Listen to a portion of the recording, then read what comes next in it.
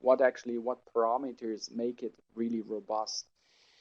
We call it no-clog design. So as the whole microfluidics are actually integrated and are a part of the disposable chip itself here, it's really all the microfluidics are housed on the chip.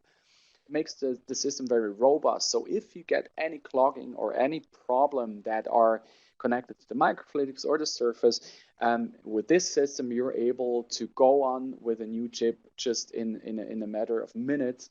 And you don't have really downtime and the need for big interventions, for example, a maintenance on the machine.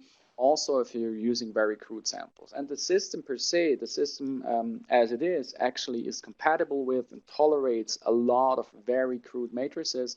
For example, undiluted serum plasma, undiluted cell supernatant from cell culture, from, for example, B cell clones in a 96 well plate.